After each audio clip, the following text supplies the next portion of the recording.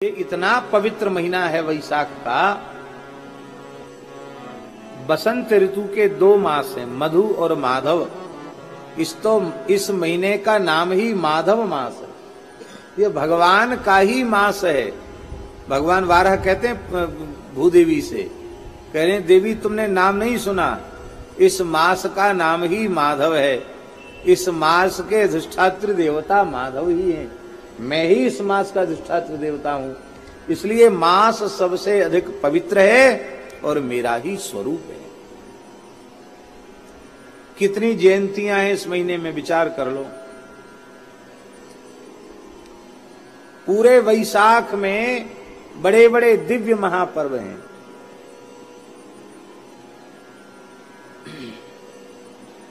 वैसे तो बहुत से उत्सव हैं, लेकिन मुख्य मुख्य हम गिना रहे हैं। वैशाख कृष्ण पंचमी को श्री मलुकदास जी का आविर्भाव है, मलुक जयंती है। वैशाख कृष्ण एकादशी को श्रीमद् वल्लभाचार्य महाप्रभु जी का अवतरण है, वल्लभ जयंती है। वैशाख अमावास्या को परमहंस चक्र चूड़ामणि भगवान सुखदेव जी के अवतरण की तिथि है, शुक जयंती है, सुखदेव जी की जयंती है। वैशाख शुक्ल तृतीया को भगवान परशुराम जी की जयंती है। कूर्म जयंती भी इसी महीने में है। और अभी जो वैशाख शुक्ल पंचमी गई है, इसमें भगवान आद्य शंकराचार्य का अवतरण, शंकराचार्य जी की जयंती है। इसी महीने में वैशाख शुक्ल पंचमी को हमारे ब्रज के महान भक्त कवि उद्धव जी के अवतार श्री सूरदास जी की जयंती है, वैशाख शुक्ल पंचमी की। वैशाख शुक्ल षष्ठी की शेषावतार श्री भाष्यकार भगवान स्वामी श्री रामानुजाचार्य जी की जयंती। वैशाख शुक्ल अष्टमी को भगवती पीतांबरा की जयंती। 10 विद्याओं में जो बगलामुखी है उसके अवतरण की तिथि ही है वैशाख शुक्ल अष्टमी। और वैशाख शुक्ला नवमी भगवती पराम्बा जगत जननी श्री जानकी जी के अवतरण की तिथि है। और अभी एकादशी आवेगी, वो हमारे वृंदावन के महान रसिकाचार्य वंशी के अवतार श्री हित हरिवंश महाप्रभु जी की जयंती है। फिर नरसिंह भगवान की जयंती चतुर्दशी को आवेगी। फिर पूर्णिमा को बुद्धावतार की बुद्ध जयंती है। कितनी जयंतियां हैं, कितने उत्सव हैं। ऐसा परम पवित्र वैशाख मास, उसका भी परम पवित्र शुक्ल पक्ष, इसमें हम लोगों को श्रीमद् रामचरितमानस के माध्यम से 9 दिवस पर्यंत सत्संग लाभ प्राप्त होगा। निश्चित ही हम सब बड़े भाग्यशाली हैं। भूमिका में अधिक समय न लेते हुए अब हम ग्रंथ का आरंभ करें। आप विराजेंगे।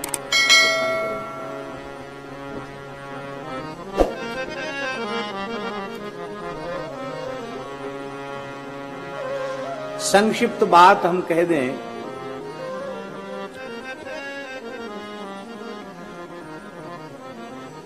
भविष्य पुराण में जो भगवान व्यासकृत है, उसमें अनेकों आचार्यों के अवतरण का उल्लेख है। और उसी भविष्य पुराण में भगवान व्यास का वचन है, वाल्मीकिस् तुलसीदासः कलौ खलु भविष्यति। महर्षि वाल्मीकि ही गोस्वामी तुलसीदास जी के रूप में जन्म ग्रहण करेंगे, अवतार ग्रहण करेंगे।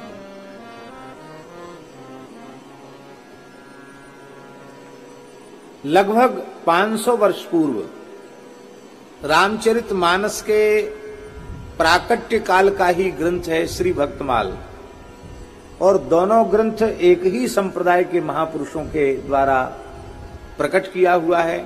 गोस्वामी श्री तुलसीदास जी महाराज ने रामचरितमानस से लिखा और गोस्वामी श्री नाभाजी महाराज ने श्री भक्तमाल ग्रंथ लिखा। और महाराज जी रचना काल भी लगभग एक ही है। मानस जी का रचना काल संबत 16 31 करहूं कथा हरिपद धर सीसा। नौमी भौम वार मधुमासा अवधपुरी यह चरित प्रकाशा। संवत 1631 में श्री रामनवमी के दिन मंगलवार के दिन जो श्री राम जी के अवतार काल में ग्रह योग उपस्थित हुआ था, वही योग संवत 1631 में चैत्र शुक्ला नवमी रामनवमी मंगलवार के दिन उपस्थित हुआ। व्यास जी के अनुसार 24वीं चतुर्युगी के त्रेता में भगवान श्री राम का आविर्भाव होता है। प्रायः लोग यही समझते हैं कि वर्तमान 28वीं चतुर्युगी के त्रेता में राम जी का, ऐसा नहीं है। महाभारत और स्कंद पुराण, पद्म पुराण, ब्रह्मांड पुराण, ब्रह्मविवर्त पुराण, अनेक पुराणों में हमने ये देखा है, कहीं हमने अलग से लिख के भी रखा है, चतुर्विंशति 24वें त्रेता में राम जी के अवतरण को भगवान व्यास ने माना। इस वर्तमान चतुर्युगी के त्रेता का रामावतार नहीं है, 24वीं चतुर्युगी के त्रेता का श्री राम जी का अवतार है।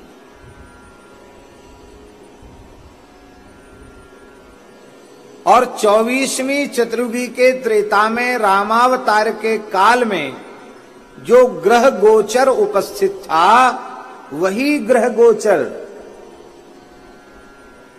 एक साथ उपस्थित हुआ संवत 1631 में,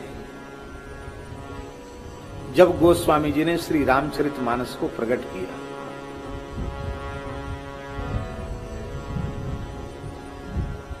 विचारकों का तो बहुत कुछ कहना है कि इतने वर्ष और इतने महीने और इतने दिन में रामचरितमानस का लेखन पूर्ण हुआ, ऐसा विचारकों का कथन है। लेकिन हमारे श्री अयोध्या के परम सिद्ध संत, भगवत प्राप्त संत, परमहंस श्री स्वामी राम मंगलदास जी महाराज, गोकुल भवन वाले महाराज जी ने स्पष्ट लिखा है, और उस भावना की पुष्टि पूज्य स्वामी श्री अखंडानंद सरस्वती जी महाराज के रामचरितमानस के ऊपर लिखे हुए ग्रंथ की भूमिका से भी प्राप्त होती। उन्होंने भी यही स्वीकार किया। महाराज जी परमहंस जी महाराज ने कहा है कि गोस्वामी जी ने राम नवमी के दिन ही संपूर्ण ग्रंथ को लिख दिया था। नवमी भौम बार मधुमासा अवधपुरी यह चरित प्रकाशा। भगवान गणेश उपस्थित हुए, भगवती वीणा पाणी सरस्वती भी वहां उपस्थित हुई, भगवान शिव पार्वती भी वहां उपस्थित हुए। और उस समय ब्रह्मा जी ने कागज दिया, सरस्वती जी ने लेखनी दी, स्याही दी, और भगवान शंकर ने समाधिस्थ होकर के कहा कि अब तुम लिखो। और 8 घंटे में संपूर्ण रामचरितमानस का लेखन संपन्न हुआ, ऐसा परमहंस जी महाराज ने लिखा है। 8 घंटे में। और उसकी एक प्रति ब्रह्मलोक गई, एक प्रति शिवलोक गई। कितनी प्रतियां लिखी गई उसी समय।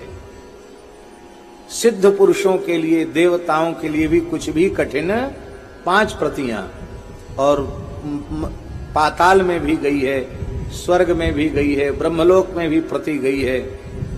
और संपूर्ण देवताओं ने, ऋषियों ने प्रकट होकर के इस ग्रंथ रत्न को आशीर्वाद प्रदान किया है। यह आशीर्वादात्मक ग्रंथ है।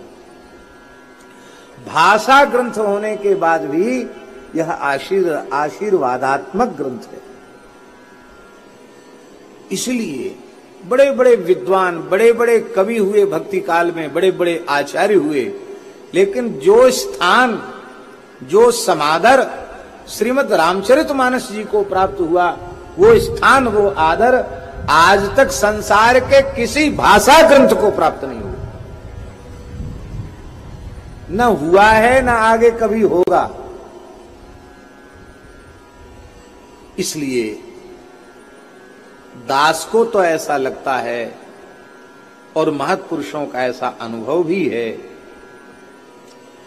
कि वस्तुतः 24वीं चतुर्युगी के त्रेता में भगवान श्री राम एक बार प्रकट हुए, पुनः हम सब कलिमल ग्रसित जीवों पर कृपा करने के लिए श्री रघुनाथ जी उसी लग्न में, उसी मुहूर्त में, उसी पवित्र अवसर पर भगवान ग्रंथ के रूप में प्रकट हुए हैं। इसलिए रामचरितमानस के रूप में संवत 1631 के मंगलवार को साक्षात श्री रघुनाथ जी का ग्रंथावतार हुआ है।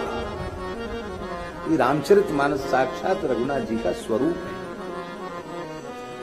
और एक और विशेष बात, भगवान का उस तिथि को दो रूपों में प्राकट्य हुआ।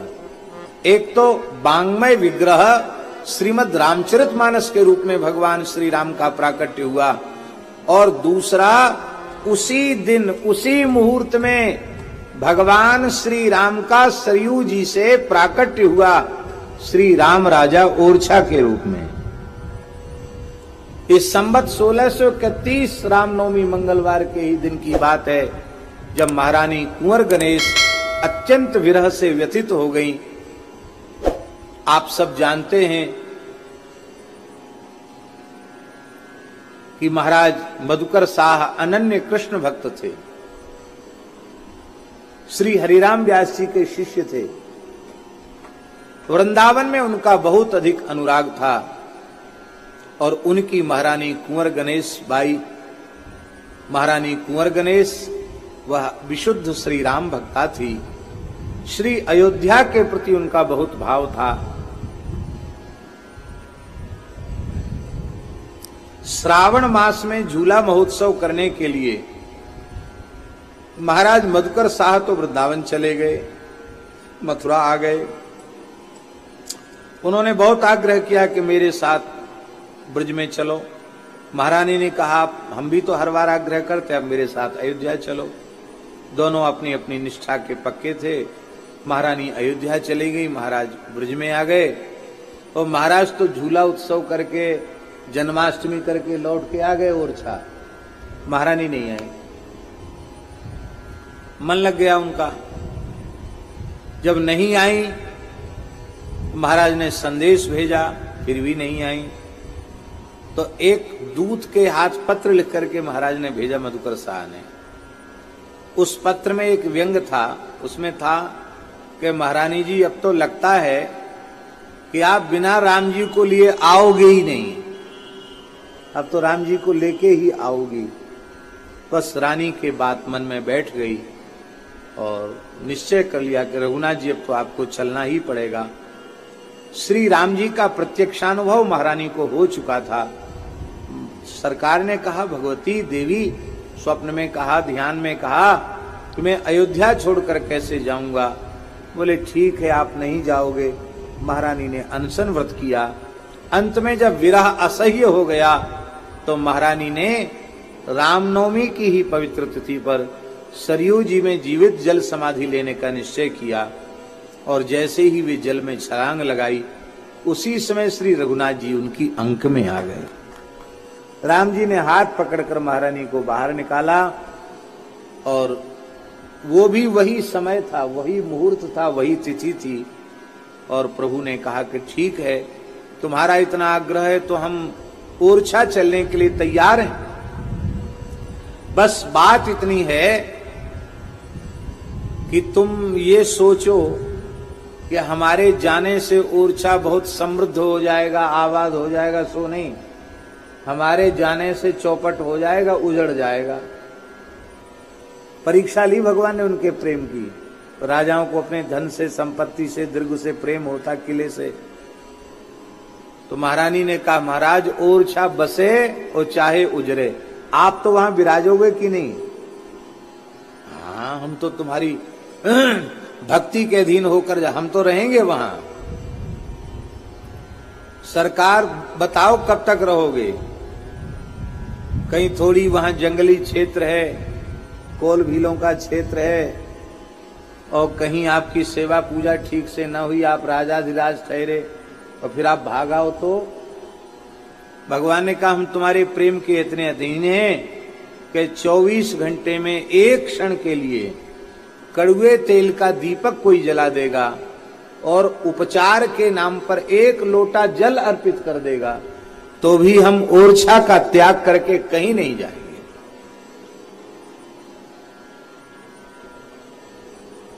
इतना भगवान रीझ गए थे महारानी के ऊपर और बोले हम ऐसे नहीं जाएंगे, हम राजाधिराज हैं। तो पुष्य नक्षत्र में ही मेरी यात्रा होगी। तो पुष्य में चल करके भगवान अयोध्या से ओरछा तक आए। लगभग 13 महीना भगवान को लगे आने में। बाकी जब 1.5 दिन के पुष्य के बाद भगवान वहीं विराजते, खूब उत्सव होता, कीर्तन होता, भोज भंडारा होता। और इसी बीच में जो चतुर्भुज मंदिर भव्य बना है उस मंदिर का निर्माण हुआ। मंदिर का काम कुछ अधूरा था तो सरकार आकर महारानी के महल में विराज गए। आज भी महल में ही विराजे। ठाकुर जी पहले खड़े थे, सबने दर्शन किया कि राम जी खड़े हैं। महारानी ने कहा महाराज अब तो आ गए हो मुकाम पर, अब तो बैठ जाओ।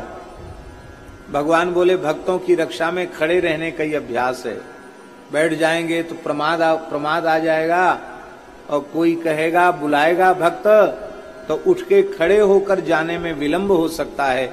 और पहले से ही सन्नद्ध रहेंगे, खड़े रहेंगे तो भक्त की पुकार सुनकर तत्काल दौड़ पड़ेंगे। बोले भगवान भागने दौड़ने वाले ठाकुर जी हमको नहीं चाहिए, आप तो स्थिरता से विराजें। तो बोले भक्तों का कार्य कौन करेगा? तो महारानी ने कहा हनुमान जी करेंगे। आज भी सामने हनुमान जी हैं जो भक्तों का कार्य करते हैं। सरकार ने कहा हम बैठ तो जाएंगे फिर खड़े नहीं होंगे। बोले मत खड़े होना। तो भगवान पालथी मार के बैठ गए। और आज भी श्री रघुनाथ जी सुखासन में बैठे हैं। जब बैठ गए तब महाराज को और ओरछा वासियों को विश्वास हुआ कि मूर्ति नहीं है, ये साक्षात रघुनाथ जी हैं। नहीं खड़ी मूर्ति बैठती नहीं है। आज भी राम जी वहां विराजमान। कितनी पवित्र तिथि है। ग्रंथ रूप में भी राम जी प्रकट हुए और श्री विग्रह रूप में भी श्री रघुनाथ जी प्रकट हुए। 2 रूपों में इस तिथि को अवतरण हुआ।